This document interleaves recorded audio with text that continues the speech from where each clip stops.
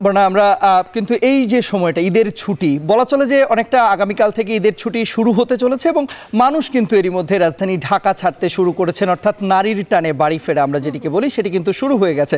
এবং এই যে ট্রেন আমরা দেখছি বরনা, মজার একটি অভিজ্ঞতা রয়েছে আমার ছোটোবেলায়। আমরা যখন আসলে স্কুলে পড়তাম তখন আসলে মামা বাড়িতে যেতাম, যেহেতু ঈদের এই সময়টাতে একটি বড় ছুটি পাওয়া যেত এবং এই ট্রেনের যে ঝিকঝিক শব্দ, আমরা আসলে এই শব্দটাকে বলতাম ঝিকঝিক মামা বাড়ি। ট্রেন যখন আসলে যেত এবং দুলতো, এখন যদিও অনেক আধুনিক ট্রেন যুক্ত হয়েছে বাংলাদেশ রেলওয়েতে, তারপরও ওই যে শব্দটা, ওই যে বড় রকমের যে শব্দটি হতো সেটিকে কিন্তু খুব বেশি মিস করি। এবং এই ট্রেনে করে মামাবাড়ি যাওয়ার যে অভিজ্ঞতা বা নিজেদের বাড়িতে যাওয়ার যে অভিজ্ঞতা সেটি কিন্তু একেবারে অন্যরকম ছিল। হ্যাঁ তন্ময়, তবে এবার ট্রেন থেকে আমরা সড়ক পথ এবং নৌপথে যেতে চাই। আমাদের সাথে যুক্ত হবেন সহকর্মী মাঝার ইমন, তিনি আছেন সদরঘাট লঞ্চ টার্মিনালে, এবং সাজিদা রাফাত আছেন সায়দাবাদ বাস স্ট্যান্ডে। প্রথমেই যেতে চাই মাঝার ইমনের কাছে।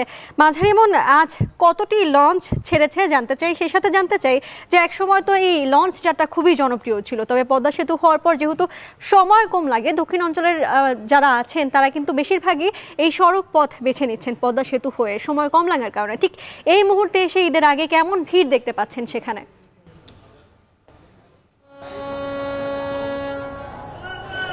পদ্মা সেতু চালু হওয়ার পর থেকে দক্ষিণাঞ্চলগামী যে সমস্ত যাত্রীরা রয়েছে তাদের যেই পছন্দের বাহন, যেই প্রিয় যেই বাহন লঞ্চ, আমরা দেখেছি লঞ্চ বিমুখী হয়েছে। তবে ঈদ আসলে কিছুটা চাপ বাড়ে এই সদরঘাট সহ দেশের দক্ষিণাঞ্চলের 41টি রুটে আমরা দেখতে পাই। এবারের ঈদযাত্রার চিত্র যদি বলতে চাই, আজকে ঈদযাত্রার দ্বিতীয় দিনে এখন পর্যন্ত সদরঘাট লঞ্চ টার্মিনাল থেকে আমরা যতটুকু জানতে পেরেছি যে 55টি লঞ্চ দেশের দক্ষিণাঞ্চলে গিয়েছে যাত্রী সহকারে।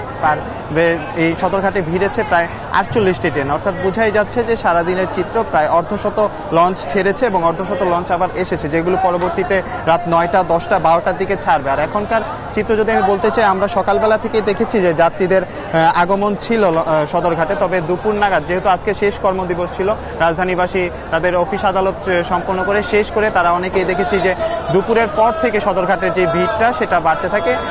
যাত্রীরা যেটি বলছেন যে তারা একটু নিরাপদে স্বাচ্ছন্দ্যে যাতায়াতের জন্যই সড়কপথে না গিয়ে তারা লঞ্চ পথে, নৌপথে তারা যেতে চায়। আর যেটি বলছিলাম যে দেশের দক্ষিণাঞ্চলের পদ্মা সেতু হওয়ার পরে বরিশাল, ঝালকাঠি এই সমস্ত অঞ্চলের যোগাযোগটা বৃদ্ধি পেলেও ভোলা এবং হাতিয়া অঞ্চল, অর্থাৎ যেই অঞ্চলটি এখনও মূল ভূখণ্ড থেকে আলাদা রয়েছে, অর্থাৎ তাদের কোনো না কোনোভাবে নদী সাগর পাড়ি দিয়েই তাদের গ্রামে যেতে হয়, বাড়িতে যেতে হয়, সেই ক্ষেত্রে তারা চেষ্টা করে যে সদরঘাট থেকে একেবারেই লঞ্চে করে তারা যাবে। সেই সুবিধার জন্যই মূলত আমরা দেখেছি যে ভোলা অঞ্চল এবং যেটি বলছিলাম হাতিয়া অঞ্চলের যাত্রী এখানে বেশি দেখেছি আমরা। কিছুক্ষণ আগে বিকেলের পর থেকে আমরা দেখেছি বৃষ্টির কারণে অনেক যাত্রীর কিছুটা ভোগান্তিতে পড়েছিল, তবে এখন যেহেতু বৃষ্টি নেই, স্বাচ্ছন্দ্যেই তারা তাদের লঞ্চে উঠছে এবং ঠিক সময় মতো বলতে গেলে আমরা দেখছি প্রতিটি লঞ্চই 10-15-20 মিনিট এদিক ওদিক করে চলে গেছে। এক কথায় যদি বলতে যাই যে এবারের ঈদযাত্রায় লঞ্চ যাত্রা যে বিষয়টি সেটি একেবারে স্বাচ্ছন্দ্যে যাত্রীরা যেতে পারছেন। আর ভাড়ার যে বিষয়টি, আমরা যাত্রী, লঞ্চ মালিক কর্তৃপক্ষ সকলের সাথে কথা বলছি,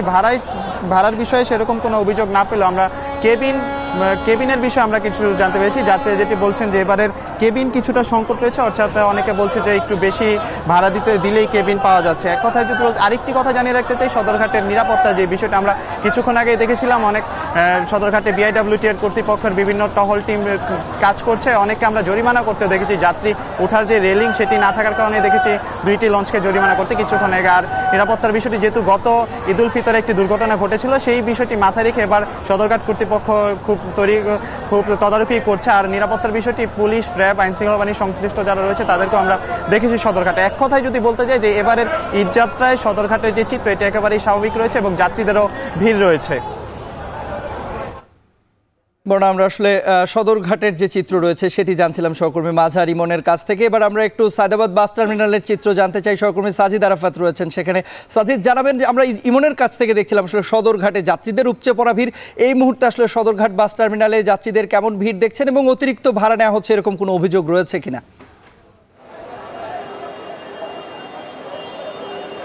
তন্ময়, ঈদ যাত্রার দ্বিতীয় দিনে আমি এই মুহূর্তে রয়েছি সায়দাবাদ বাস স্ট্যান্ডে। এখান থেকে কিন্তু সিলেট, কুমিল্লা, হবিগঞ্জ, মৌলভীবাজার, খুলনা সহ এই জেলাগুলোর যে মানুষ তারা কিন্তু বাড়ি ফিরতে শুরু করেছেন।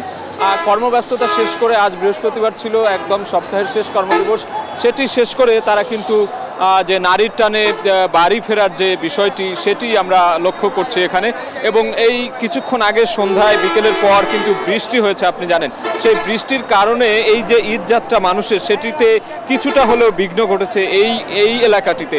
অন্ততপক্ষে সায়দাবাদে এখন একটু কাদা পানি শহর সব কিছু মিলিয়ে কিছুটা ভোগান্তি আমরা দেখতে পাচ্ছি এখানকার যাত্রীদের। তবে তারপরেও কিন্তু তাদের মধ্যে যে উচ্ছ্বাস উদ্দীপনা, বাড়ি ফেরার যে আনন্দ, সেটি আমরা চোখে মুখে আমরা খেয়াল করছি।